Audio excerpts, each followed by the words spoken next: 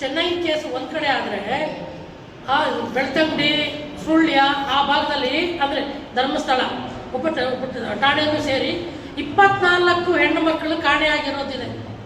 24 ಹೆಣ್ಮಕ್ಳು ಅವ್ರು ಯಾರಿಗೂ ನ್ಯಾಯ ಸಿಗಬೇಕಲ್ವಾ? ಅಲ್ಲ, ಇದು 12 ವರ್ಷಗಳಿಂದ ಸೌಜನ್ಯ ಕೇಸ್ ಬಂದ ಮೇಲೆ ನಿರಂತರವಾಗಿ 12 ವರ್ಷಗಳಿಂದ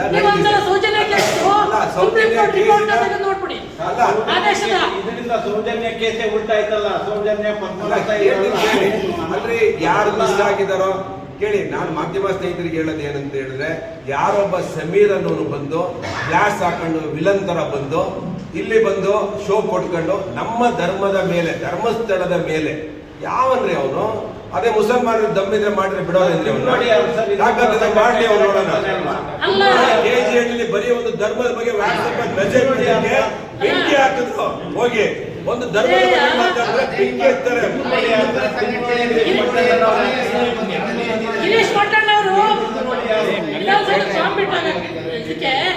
ಶಾಸಕರ ಭವನಕ್ಕೆ ಬಾಂಬ್ ಬಿಟ್ಟಾಗ ರಕ್ಷಣೆ ಮಾಡಿದ್ದೆ ಬಿಜೆಪಿ. ಮಾಡಬೇಡ್ರಿ ನೋಡ್ರಿ, ನಾವು ಡೈವರ್ಟ್ ಮಾಡಬೇಡಿ.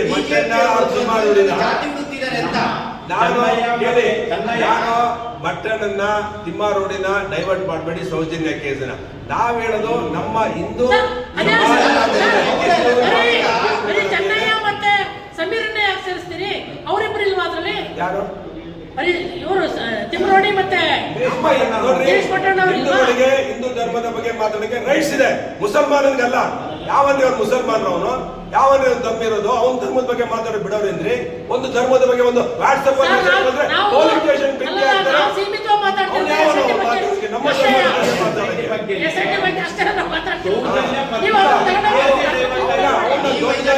ತನಿಖೆ ಮಾಡಿದ್ರೆ ಒಂದು ಒಳಗಡೆ ಹಾಕ್ತಾರೆ. ಅವ್ರು ನಮ್ಮ ಧರ್ಮದ ವಿರುದ್ಧ ಪ್ರಚಾರ ಮಾಡಿದಂತವ್ರಿಗೆ ಮುಸಲ್ಮಾನರ ಮುಖಂಡರು ಹೇಳ್ಬೇಕಾಯ್ತು, ಅಯೋಗ್ಯ ನನ್ನ ಮಗನೇ, ನೀನು ಆ ಧರ್ಮದ ಬಗ್ಗೆ ಮಾತಾಡಬೇಡ ನೀನು ಅಂತ. ಸರ್ ಅಲ್ಲ, ಈ ಮೈಸೂರು ಮತ್ತೆ ಇದರಲ್ಲಿ ಎರಡು ಕೂಡ ಬಿಜೆಪಿ ಅವರು ಯಾಕೆ ಜಾತಿಯನ್ನೇ ಹುಡುಕ್ತಾ ಇದ್ದಾರೆ? ಜಾತಿ ಅಲ್ಲ, ಧರ್ಮ, ಹಿಂದೂ ಧರ್ಮ, ನಾಟ್ ಜಾತಿ. ಅಲ್ಲ ಅಲ್ಲಿ ಸಿದ್ದರಾಮಯ್ಯ ಕೇಳ್ಬೇಕು ನೀವು.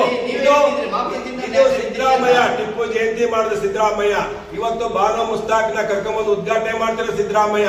ಈ SIT ತನಿಖೆಯಿಂದ ಇರುವಂತವ್ರು ಕೂಡ ಎಡಪಂಥೀಯರು, ನ್ಯಾಕ್ಸಲಿಸ್ಟ್, ಏನು ನಗರ ನ್ಯಾಕ್ಸಲಿಸ್ಟ್ಗಳು, ಇವರು ಸೇರ್ಕೊಂಡು ಹಿಂದೂ ಧರ್ಮವನ್ನ, ಪಾವಿತ್ರತೆಯನ್ನ ನಾಶ ಮಾಡಬೇಕು ಅನ್ನೋದು ವಿಷಯ. ಇದು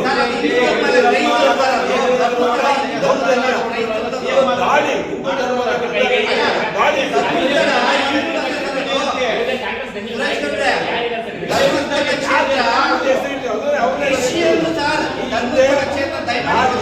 ಕೇಂದ್ರದ ದೆಹಲಿಯ ನಾಯಕರಿದ್ದಾರೆ.